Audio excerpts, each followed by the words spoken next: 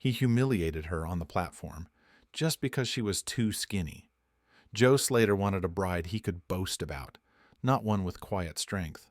But Clara didn't run. She rose, and fate brought her a man who saw her worth. Just wait till you see how this story turned and why justice finally had the last word. Tombstone Falls, Wyoming, 1889. The iron beast roared into the station, wheels screaming against the rails, flanked by plumes of smoke that rose like ghosts over the endless prairie. Dust scattered, horses neighed, and dogs barked at the shriek of the arriving mail train. As the final cars slowed to a clatter, a hush fell over the tiny crowd gathered near the depot. Ranchers, drifters, a few idle townsfolk, and the usual peanut gallery eager for gossip. Everyone knew why today's delivery stirred more interest than usual. It wasn't the feed grain. It wasn't the tools from back east. It was the girl. She stepped down from the train with a small valise in one hand and her spine straight as a fence post. Clara Belle Morton, barely a wisp of a woman. Thin-boned, with long limbs tucked into a modest blue travel dress, and eyes so wide they seemed to carry the Ohio sky within them. Her single braid was tied tight and slung over one shoulder like a sash of purpose. She was a mail-order bride, promised in writing to Joe Slater, a local cattleman with rough hands, a foul mouth, and, as he often put it, no more patience for milking cows alone. Clara glanced around, trying to spot him in the crowd. She didn't need an introduction. Joe stepped forward, chewing on a toothpick, hat low over his brow. He looked her over once, then turned to his buddy Hank and muttered just loud enough for everyone to hear. "Skinny as a fence rail. Probably can't cook to save her life. I ain't bringing that home." Laughter broke out behind him, not loud, but sharp. A half-drunken snort from a man who hadn't bathed in days. A scoff from the soap merchant, leaning against a post, arms crossed with smug amusement.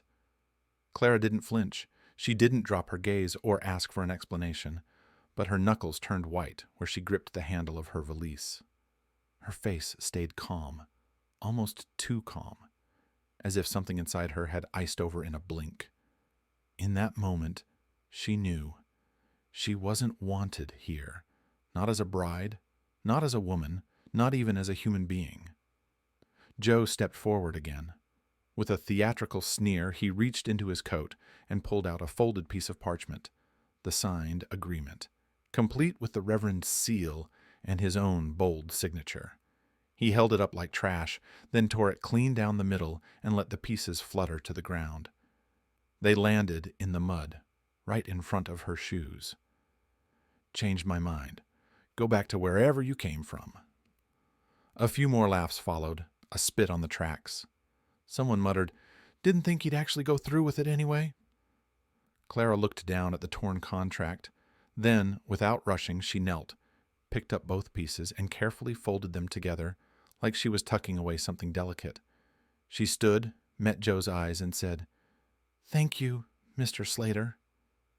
Her voice wasn't loud. It didn't need to be. "You just saved me from the biggest mistake of my life."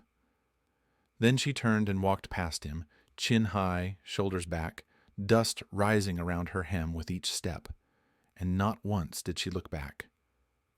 Clara didn't leave. She could have taken the next train east, could have vanished back into Ohio, like a ghost story folks tell in the winter. But she didn't. Instead, she stayed. With nothing more than a small bag and a name tarnished by gossip, Clara Belle Morton found shelter in the hayloft of a kind widow's barn. Mrs. Copley, gray-haired and gentle, gave her a cot, a quilt, and a roof that didn't leak when it rained. That was all Clara needed.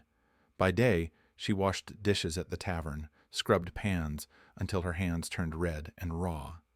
At night, she polished lanterns, swept floors, and handed out leftover apples to children on the street, even when her own stomach twisted with emptiness.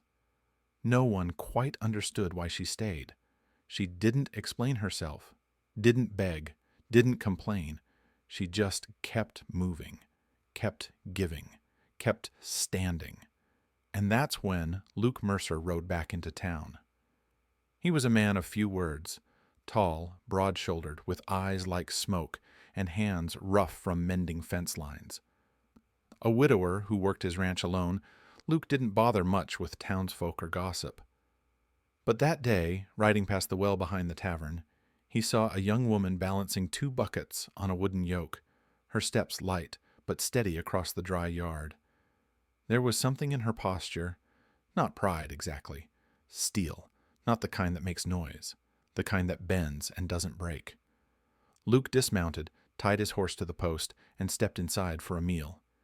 He leaned toward the tavern keeper, a woman named Sadie, and asked low, "Who's the girl with the braid and the buckets?"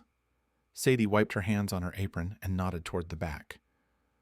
"Clara Bell Morton, the one Joe Slater turned away on the platform. Folks thought she'd be gone by sundown, but she's still here, fragile as a twig, but tougher than any man I've ever served. Doesn't ask for favors, doesn't make excuses, just shows up every single morning." Luke didn't say anything, but he didn't forget. The next day, just after sunrise, Clara was setting out chairs behind the tavern when the shadow of a horse passed over her. She looked up and saw Luke Mercer, sitting tall in his saddle. He nodded once. "Miss Morton, I run a spread west of here. Big place, too big for one man. I need help. Not someone strong, just someone who doesn't quit." He paused, then added with a half-smile, "And I hear you don't quit." Clara wiped her hands on her apron and met his eyes, steady as still water. "Nina, if you respect the work, Mr. Mercer, I'll come." And so she did. One weekend, Clara was feeding chickens before dawn, logging inventory in a ledger by mid-morning, and milking 2 dozen head by dusk. When the coyotes got too bold near the hen house, she didn't flinch, just took the rifle Luke had left by the door, just in case, and kept watch until they backed off. But more than that, she laughed. For the first time since she stepped off that train, Clara laughed. Soft at first, like a breeze in spring, then fuller, the kind of laugh that startles even the one making it. Luke noticed. Every night they sat by the fire with coffee in tin mugs and silence between them. But not the heavy kind, comfortable, companionable. And one evening as the sky turned honey gold behind the hills, Luke caught himself staring at her across the flames, the corners of his mouth lifting before he even realized it. "I hired her to help with the ranch," he thought, "but more and more, I just pray she never rides away." 2 months later, he came back. Joe Slater rode into Tombstone Falls like he owned the street, boots dusty, chin high, same swagger in his walk. But the town had changed, or maybe it was just that Clara had. He caught sight of her on Main Street. There she was, in a simple blue dress, shoulders straight, braids swinging behind her as she rode a copper-colored mare, side by side with Luke Mercer, her posture calm, unshaken, entirely at ease, as if this place that once spit her out now stood on her foundation. The town slowed, voices hushed. Even the general store clerk froze, a tin cup in his hand. They all watched as Joe stopped dead in the road. He called her name. Clara." She didn't look startled, didn't flinch, just turned her head slightly, expression unreadable. Joe cleared his throat, took off his hat, and stepped closer, trying to sound humble, a tone he hadn't used much in his life. "I was wrong. I didn't see you for who you are. You're a real woman, the kind most men pray for. Maybe we could—" He didn't finish. Clara stayed on her horse. She leaned forward just slightly, eyes calm as polished glass. "No, Mr. Slater, you didn't know what to measure. A person isn't the size of their waist, and I've become more than I ever was, not because of you, but in spite of you." Her words weren't cruel, just true, and that somehow struck deeper. Then Luke stepped down from his own saddle, took off his hat, and looked Joe straight in the eyes. "You know what, Joe? I ought to thank you, because when you turned her away, I found her." Joe had no answer, no reply. He just nodded stiffly and backed away. The next day, the white church on the hill was full before noon. Ranchers, travelers, kids with dusty boots and women in Sunday hats. Even old man Withers from the tavern, who hadn't been to a church since the war, stood near the door with his head uncovered. Everyone came to see Clara. As she walked down the aisle, every head turned, every voice quieted. They rose to their feet, not because someone asked them to, but because it felt right. Because the woman once called too skinny to matter had proved herself the strongest of them all. And when Luke Mercer turned to her at the altar, voice thick with emotion, he didn't speak like a rancher or a man trying to impress anyone. He just said, "Clara, you are my strength, my reason, my home." And across the pews, hands clutched handkerchiefs, eyes welled up. There were no speeches, no boasts, just a quiet understanding. Because now they saw it too. Not all heroes wear armor. Some just stay standing when the world tries to break them.